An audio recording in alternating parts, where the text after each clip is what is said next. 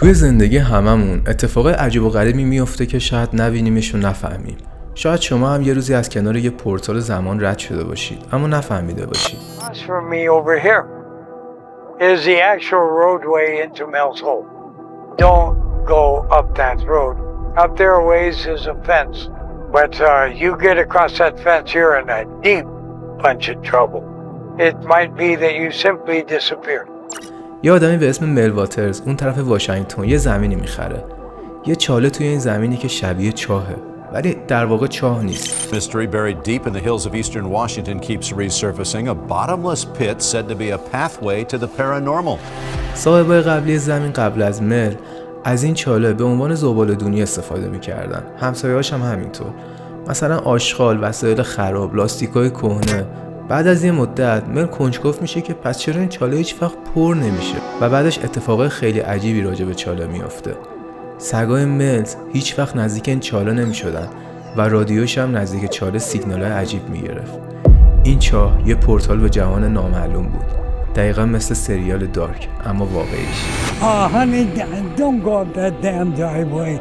You're out of your tree going up there. من سایمانم، خوش اومدید به قسمت 31 برنامه کرونیکل، جایی که دور هم دیگه جمع میشیم تا باهوش باشیم و فکر کنیم.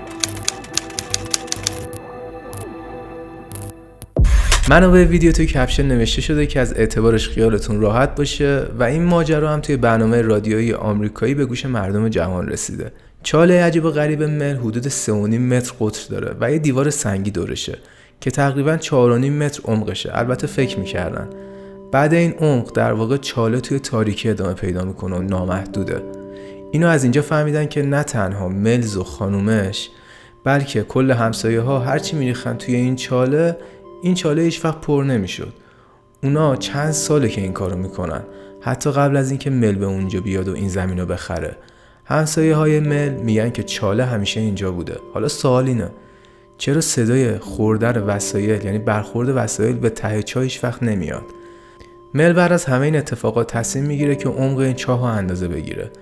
مل یه ماهیگیر قهاری بود توی منطقه. یه عالمه نخ ماهیگیری داشت. یه وزنه به یکی از این نخا وصل میکنه و میفرسته پایین چاه که اندازه بگیره. اما نخ تا آخر که باز میشه که حدود 1500 متر بوده، در کمال تعجب به ته چاه نمیرسه. مل نخو بالا میکشه و یه بسته تومه ماهیگیری بهش وصل میکنه و دوباره میفرستتش توی چاه. این سری میخواد ببینه که ته چاه آب داره یا نه. اگه آب داشته باشه که تومه خیس میشه و معلوم میشه که ته چاه آب داره، ولی این تومه ماهی خشک برمیگرده بالا. مل واقعا کنجکاو میشه. بعدش چند تا نخ ماهیگیری دیگر رو با هم دیگه گره میزنه که هر کدومشون هم 1500 متر بودن و میفرسته پایین. اما بازم همه این نخا هم به ته چاه نمیرسن. انگار واقعا این چاه یه چاه بی انتهاه. این نخا حدود 25 کیلومتر پایین رفته بودن ولی هنوز تهش معلوم نبود. مل این وسط یه چیز دیگه هم میفهمه. سگاش به هیچ وجه نزدیک چاه نمیرن. حتی اگه زورشون میکرد سرشون داد میزد. یعنی وقتی که نزدیک چاه میشدن چنگ میزدن که از این چاه دور بشن. اصلا هیچ جونوری نزدیک این چاه نمیشد. نه پرنده، نه حشره، نه خزنده، هیچی. مل از همسایه‌ها پرسید که سگای اونا هم از این چاه میترسن. همه گفتن آره. توی این مدت همه سگا از این چاه میترسیدن. ولی بعدش یکی از همسایه‌ها گفتش که یادش میاد یه بار سگش مرده بود و اونو انداخت توی این چاه. اما بعد از چند روز سگ مردش برگشته بود بیرون چاه. اونم زنده.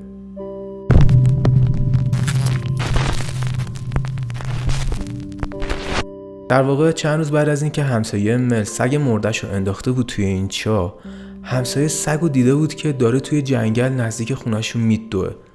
مطمئن بود که این سگ خودشه چون گردنبند سگش هم روی گردنش بود. اما هرچی صداش کرد سگ اصلا دیگه بر نمیگشت. انگار دیگه اصلا صاحبشون نمیشناخت. شاید هم یه نسخه از سگش از یه دنیای موازی اومده بود. هرچی بیشتر راجع به چاه میپرسید داستانای چاه عجیب و غریب تر میشد. مل دیگه کم آورده بود و احتیاج به یک کمک داشت تا بفهمه که واقعا داستان چیه.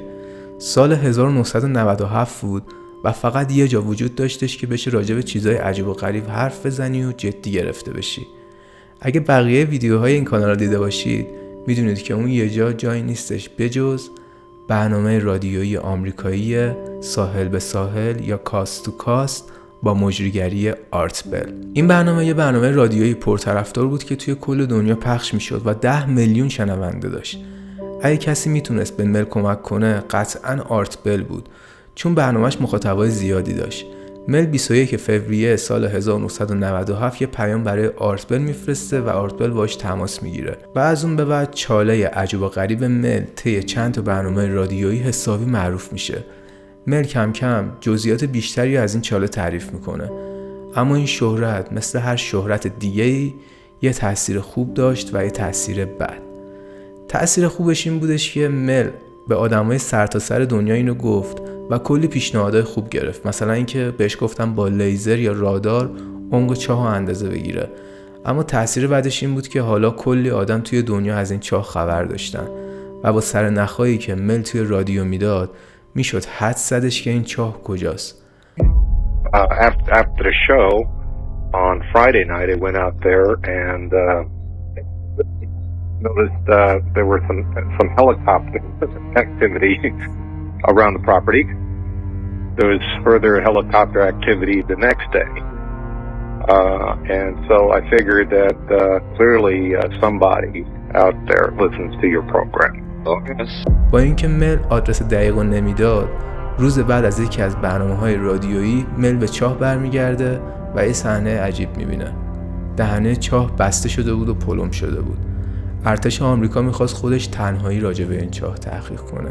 مل میگه مطمئنه که یکی از شنونده‌های برنامه آرت بل خبر این چاهو به ارتش لو داده. مل میگه این چاله همه چی رو تحت تاثیر میذاره. با اینکه حیوونا از دور و برش دور میشن، ولی گیاها دور و برش خیلی خوب رشد میکنن.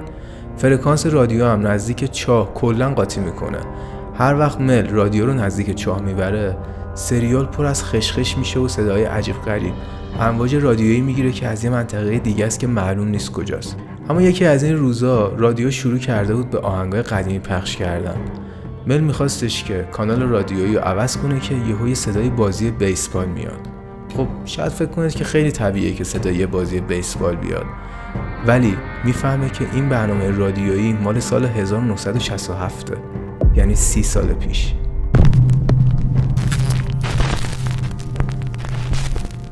بعد از این مصاحبه‌های رادیویی و همه این اتفاقا که حدود چند ساعت بود، مل تصمیم میگیره چند روزی رو برای کار توی یه شهر دیگه بمونه.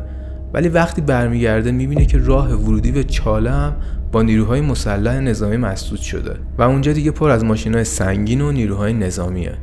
به مل گفتن که یه هواپیما اونجا سقوط کرده، اما در واقع هیچ گزارشی توی اخبار از سقوط هواپیما نبود. با این حال به مل اجازه ندادن که بره به سمت چاله‌ای که برای خودش بود. کل ماجرای سقوط و اینا هم تقلبی بود دیگه، اصلا وجود نداشت. مل میگه که صاحب این چاله اصلا میخواد بره این چاله رو ببینه، ولی بعدش یه آدم کت شلواری سیاه‌پوش میاد نزدیکش و بهش میگه که این زمین دیگه مال تو نیست و اگه از این دور و ور گورتو گم نکنی، میگیم که اینجا آزمایشگاه مواد مخدر وجود داشته و تو داری اینجا مواد مخدر میسازی، به همین راحتی دستگیرت میکنیم. مل میگه که میرم به خبرنگارا میگم و آبروتون رو میبرم. مردم بهش میگه که برو هر چی میخوای بگو، کسی باور نمیکنه، فقط آرتبل و شنونده‌هاشن که حرفاتو باور میکنن.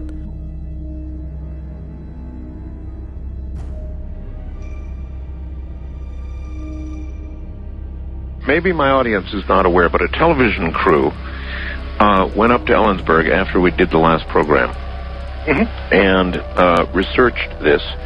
And I'll be doggone, they didn't find the hole, but they did find near the area where you were talking about a lot of military boot prints and all kinds of information that would indicate the military, in fact, had been there or was there. Oh, they would have probably seen a lot of yellow gear tread marks in the on the ground. Yep. چند روز بعد آرتبل به مل زنگ میزنه که ببینه چی شده، ادامه ماجرا چی شده. مل به آرتبل میگه که یکی از اتفاقات جالبی که این چند وقت افتاده اینه که یکی از همسایه‌ها یه نور سیاه خیلی قوی دیدی که از سوراخ میاد بیرون و میره توی آسمون. البته خودشون رو ندیده بود. مخاطبای برنامه آرتبل هم بعدش زنگ میزنن، میگن که توی این منطقه واشنگتن کلا اتفاقات عجیب غریبی دیده شده، مثل گم شدن آدما و چیزای ماورالطبیعی که شنیده شده که اینا واقعا دیده شده اونجا. یه عده میگن که شاید این سوراخ روی یه خط انرژی خاصی از زمینه که یه دروازه است به یه بعد دیگه ای از دنیا، یا حتی اصلا ماشین زمانه. شاید اون سوراخ واقعا یه دروازه به جهان موازی باشه، یا حتی واقعا یه ماشین زمان باشه. به هر حال هر چی که توش مینداختن غیب میشد. شاید توی یه دنیای دیگه یه کوه پر از آشغال وسایل کهنه و حیوانای مرده جمع شده باشه و همه از این چاه اومده باشه. واقعا کی میدونه؟ یه نفر زنگ زد گفتش که شاید این تونل یه زمین تو خالی باشه، یعنی همون تئوری زمین تو خالی. خلاصه کلی حرف و نظریه‌های مختلف راجع به این تونل ساخته شد. چون مل دیگه نمیتونست به زمینش چاله بره، زنگ میزنه به بقیه همسایه‌هاش توی محله که ببینه اونا چی میدونن. کلی چیزای عجیب غریب میشنوه. یه پیرمرد میگه که سالها پیش دور و بر این سوراخ ستونای سنگی بوده، ولی دیگه این ستونا نیستش و معلوم نیست که اونا رو برداشته. از شنونده‌های رادیویی هم یکی به مل گفتش که کلا اصلا دیگه به این برنامه زنگ نزن که اشتباهه، چون مطمئن باش که دولت داره این برنامه رو گوش میده و خلاصه دستگیرت میکنن دیگه. به هر حال بالاخره این برنامه تموم شد و مل قول دادش که برگرده و خبر بده که چه اتفاقای جدیدی میفته. اما روزی که قرار بود بیاد دیگه خبری ازش نشد و گوشیش هم خاموش شد. اما این غیبت همیشگی نبود و مل یه روزی برگشت.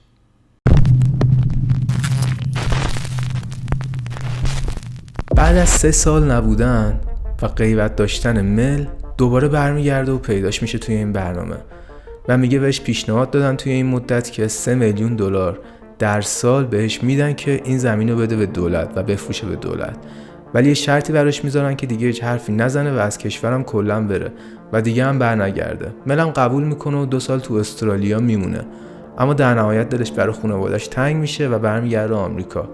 بهش گفته بودن که اگه این کارو بکنه عواقبش بده، ولی این کارو میکنه و گوش نمیده. مل بعد از این برنامه دوباره به آرتپل زنگ میزنه و بهش میگه که قول میده بیاد تو برنامه‌اش، اما هیچ وقت نمیاد. بعدن دوباره به آرتپل زنگ میزنه و میگه که توی اتوبوسی که توی راه برنامه بوده یهویی پلیس میاد همه رو بازجویی میکنه و سوار یه اتوبوس دیگه میکنه.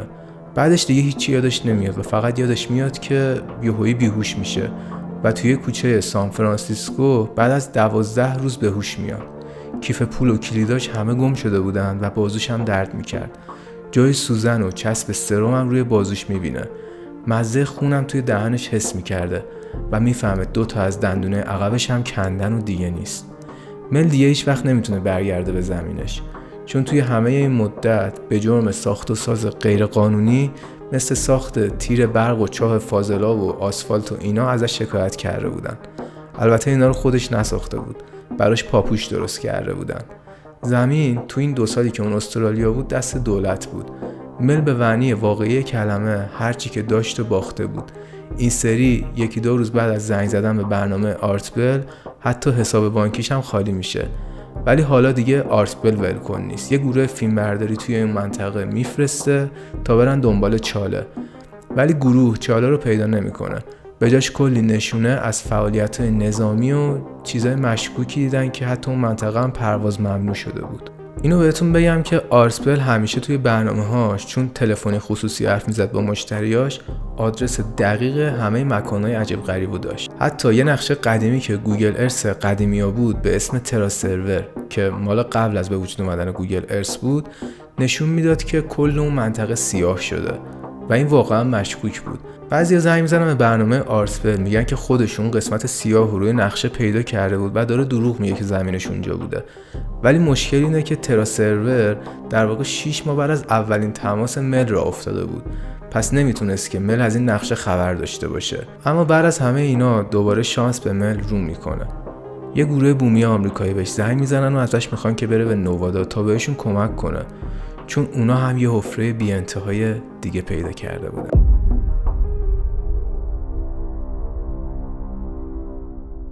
They took you to it. They took me there.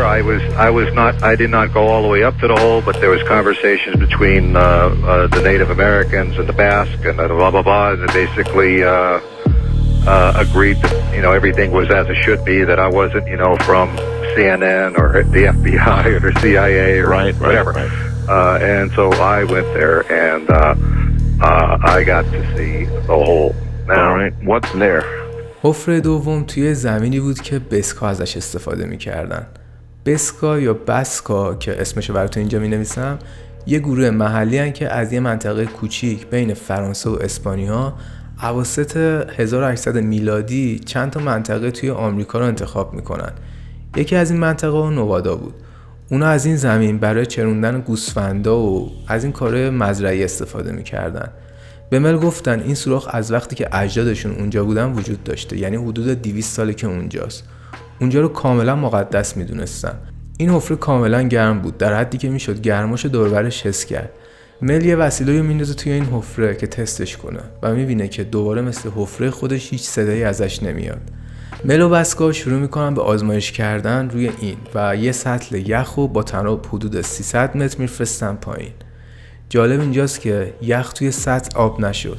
عجیبتر این که دیگه یخ هم نبود، نه سرد بود نه خیس بود، انگار تبدیل شده بود به یه تیکه نمک خشک شده. بعدش سعی میکنن که با شعله این نمک خشک شده رو آب کنن ولی نشد، به جاش آتیش گرفت.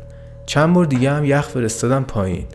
2 بار از این 3 بار یخ آب شد، ولی یه بار دیگه همون بلای اول سرش اومد و تبدیل شد به یه چیزی مثل نمک آتش‌زا.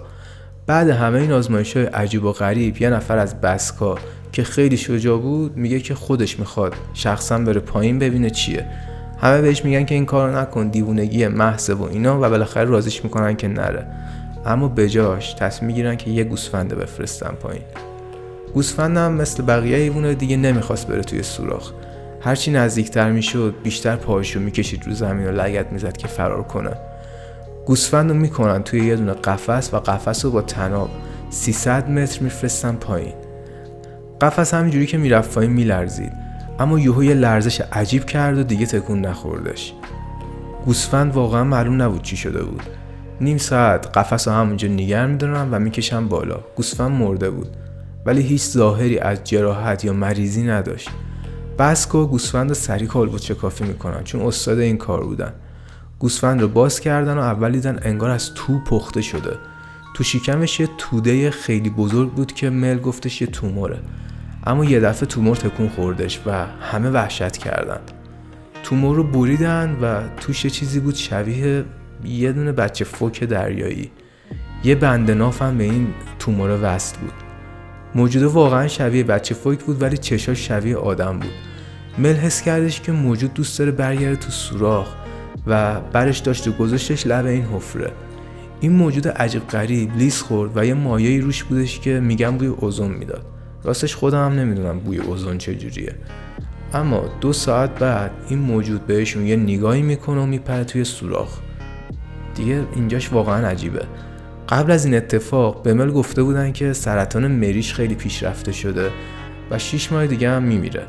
ولی بعد از این اتفاق عجیب غریب مل میگه کاملا خوب میشه و حس میکنه که یه تجربه ماورا طبیعی داشته که این تجربه حالشو خوب کرده و دلیل خوب شدن مریضی ملم دقیقا همون موجودی بوده که شبیه یه فوک دریایی بوده.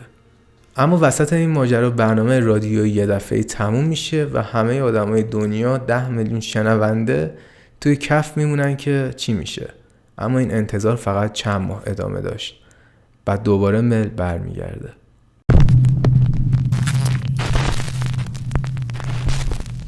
چند ماه بعدش مل دوباره به برنامه رادیویی برمیگرده. میگه که یه اتفاق عجیب با اون یخ افتاده، همون که مثل نمک شده بود. یکی از بسکا اون تیکه یخو برای گرموندن کلبه مل میده بهش و اونو میذاره توی بخاریش. مل میگه که این تیکه عجیب غریب تا ماه‌ها میسوزه و تمام رطوبت هوا رو به خودش میکشه.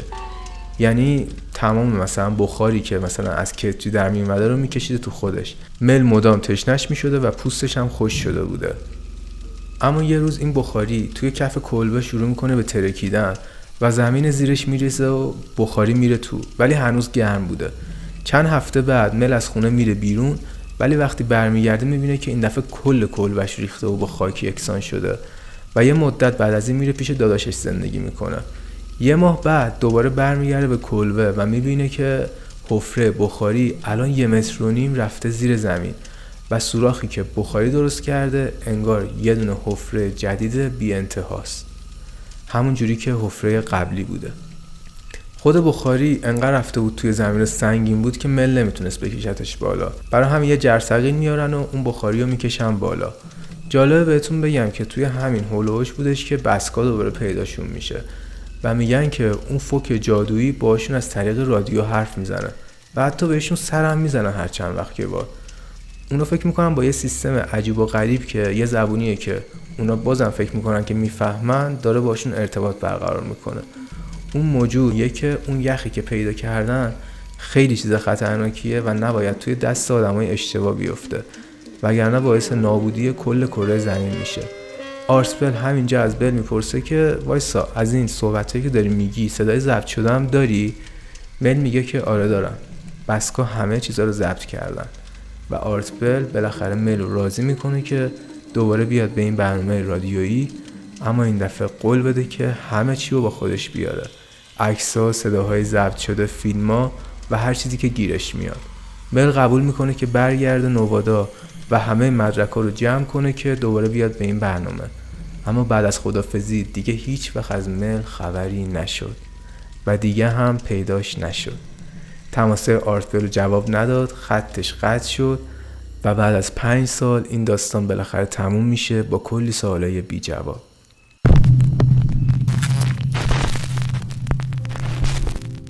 خب حالا ببینیم که چقدر از این داستان میتونه واقعی باشه. اول از همه محل چاو که سرورهای ترام قسمت رو از واشنگتن سانسور کردن الان توی گوگل ارث میتونید به راحتی ببینید. اما اگه ارتش واقعا اونجا رو گرفته بوده و سانسور کرده باشه الان هم نباید بشدید. چاه رو هم قطعا پنهون میکردن. مردم توی گوگل ارث توی این منطقه ساعت‌ها دنبال این چاه میگردن و بالاخره چاه رو پیدا کردن. این چاه روی نقشه گوگل میتونید به راحتی ببینیدش. اما این فقط یه عکسه که ماهواره‌ایه و شاید زیاد جالب نباشه. باید بهتون بگم که یه نفر واقعا میره به این چاه. اینم عکسشه. توی یکی از این تماس‌های تلفنی مل به آرتبل گفته بود که 2 ساختمون قدیمی توی زمینه. یکی از اونا زیر برفا خراب شده که این عکس دقیقاً مثل همون ساختمونه و زیر برف خراب شده. بعد گفته بود توی زمین یه چاه وجود داره که هولوش 3 متره و دیوار سنگی داره. دقیقاً همون جوری که مل گفته بود بازم توی این عکسه. این موضوع حسابی وایرال شد ولی بعدا معلوم شدش که اون چاه واقعاً یه چاه قدیمی بوده و بی انتها هم نیست، ته داره. حالا راست و دروغش دیگه مشخص نیست. شاید این واقعاً همون چاهه. شاید واقعاً نیروهای نظامی این چاهو خراب کردن یا نمیدونم هر کار دیگه‌ای باش کردن. به هر حال کلی آدم پیدا میکنی که ادعا میکنن خونه ملو پیدا کردن و این چاه هم پیدا کردن، ولی در واقع هیچ کسی هیچ کاری باش نکرده، حداقل تا الان نکرده. مل آدم عجیبی بود، اصلا معلوم نبود که کی بود، کجا زندگی میکرد و اصلا چی کاره بود. بعضیا میگن اسم مستعارش مل بوده. مشکل اصلی اینه که هیچ عکس و فیلمی از اون چاه اسرارآمیز وجود نداره. هر بارم که آرتبل ازش عکس میخواست به بهونه‌های مختلف تفره میرفت. یه بار میگفت که یادم رفته، یه بار میگفتش که دوربینم کار نمیکنه، یه بار دیگه میگفتش که بعدم میفرستم و کلا همیشه یه جوری میپیچون. جالب اینه که مل هیچ وقت از این داستان هیچ پولی در نیاورد، حتی 1 قرون. اگه کلاهبرداری بود میتونست از مردم پول بگیره، عکس‌ها و فیلماشو بفروشه و یا حتی کتاب بنویسه، هر چیزی که فکرشو بکنید. خلاصه که داستان مل یه جوری رمز و راز داره که اصلا معلوم نیستش که راست گفته یا دروغ. خیلی‌ها میگن که دروغ میگفت ولی خب تا 5 سال حرفشو عوض نکرد.